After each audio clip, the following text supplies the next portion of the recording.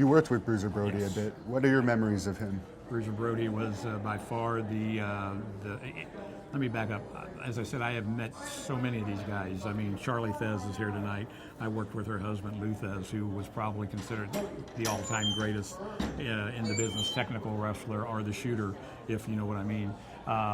But then later on in my career, you know, the likes of the Dick Murdochs, Crusher Blackwells, the Greg Valentine, Cowboy Bob Orton still works for me in my dressing room. He just wrestled in a six-man tag last weekend for me. But Bruiser Brody was by far not only my top talent, but he was my good friend.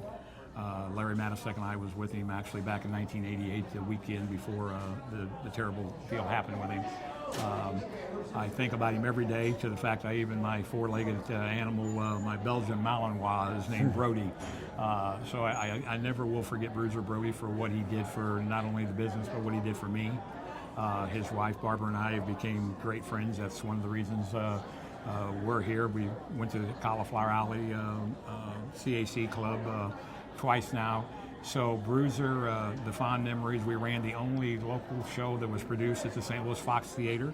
We had him, Kamala the Ugandan Giant, Crusher Blackwell, Spike Huber, gentleman Chris Adams back then. This would have been about 1986, 87. There was all these horror stories about Bruiser Brody. Don't trust him, don't book him, he won't show up, you know, he'll stiff you for the money. All the years I worked with him, what he told me was always there. I'll never forget the best memory of my first show I ever booked him on. Larry Matysek booked him for me. We had about 2,000 people in an auditorium waiting for him, and 5 minutes to 8 he hadn't showed up.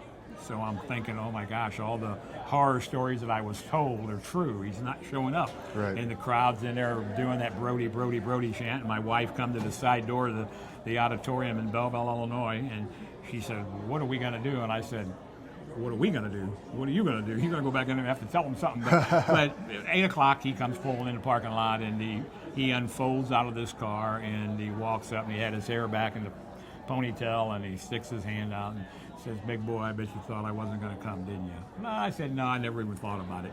And we just built a relationship from there. And it was always one of honor. My agreement with him, his money was always there, and he sent the fans home each and every night happy. Interesting.